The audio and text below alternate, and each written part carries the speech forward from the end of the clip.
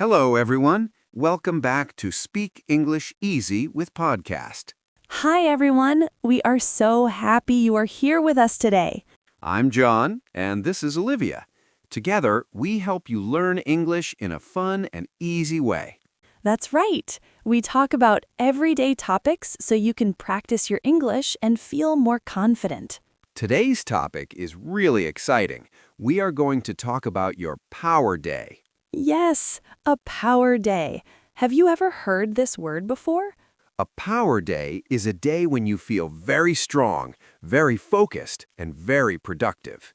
It is a day when everything goes well. You finish your tasks, you feel good, you feel happy. We all have those days, right?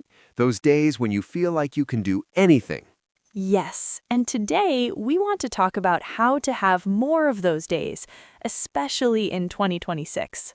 So, Olivia, let me ask you first, what does a Power Day look like for you? Great question, John. For me, a power day starts in the morning. I wake up early. What time do you usually wake up? I try to wake up at 6 o'clock, maybe 6:30. That's early, but I think waking up early is very important. It is. When I wake up early, I have more time. I don't feel rushed. Right, you feel calm, you feel ready for the day. Exactly. And the first thing I do is drink a glass of water. Oh, that's a good habit. Water is so important in the morning. Yes. After that, I do some light exercise, maybe 15 or 20 minutes. Do you go outside or do you exercise at home? Sometimes I go outside for a short walk. Sometimes I just stretch at home. I like that. Simple but effective. Yes, exercise helps me wake up my body and my mind. I do something similar, but I like to start my day with a short meditation. Oh, really? How long do you meditate?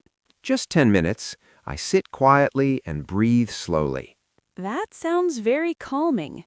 It is. It helps me clear my mind. I feel more focused after that. So after your meditation, what do you do next?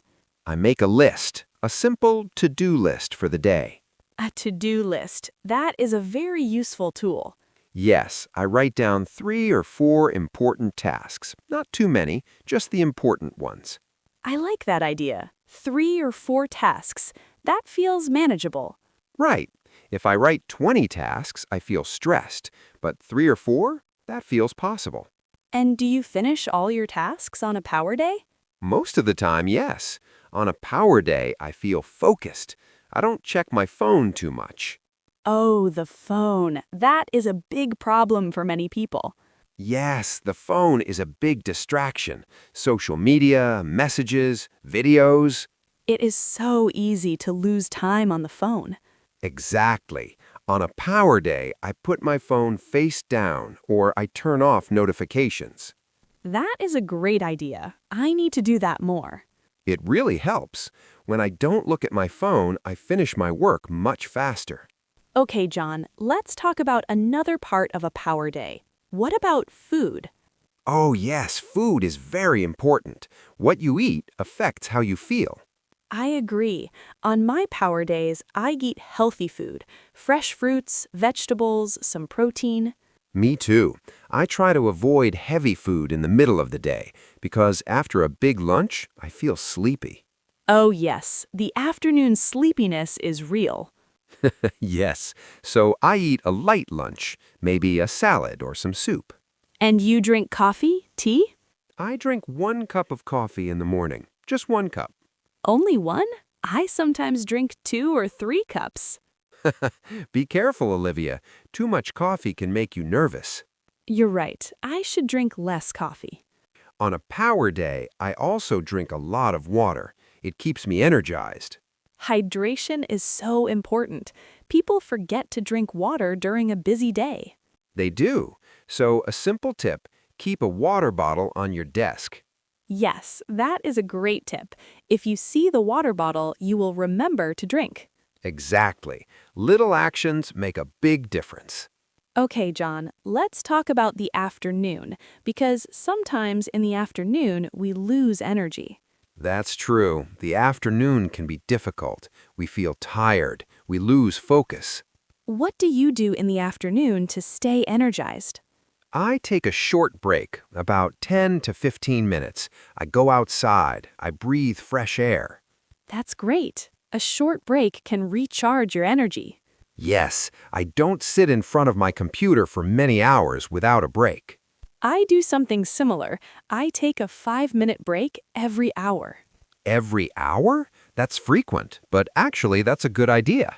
Yes, I stand up, stretch my body, walk a little, then I come back and continue working.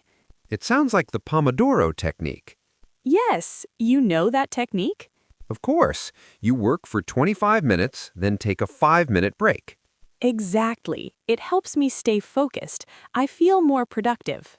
So, for our listeners, the Pomodoro technique is a time management method. It helps you use your time well. Yes, and it is free. You just need a timer. Great. Now, Olivia, let's talk about the evening. How do you end a power day? Oh, the evening is very important.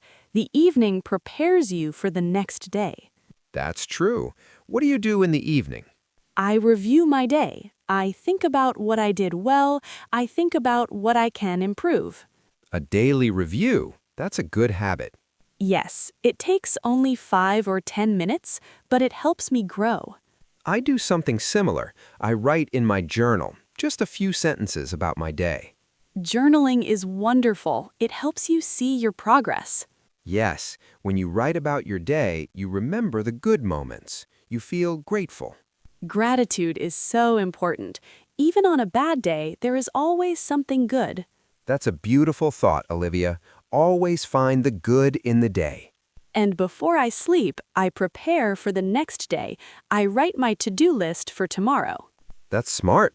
You don't need to think about it in the morning. Exactly. In the morning, I just open my list and start working. I also try to go to bed at a good time, not too late. Sleep is so important. When you sleep well, you wake up refreshed. Yes, good sleep is the foundation of a power day. I agree completely. You can have the best habits, but without sleep, nothing works well.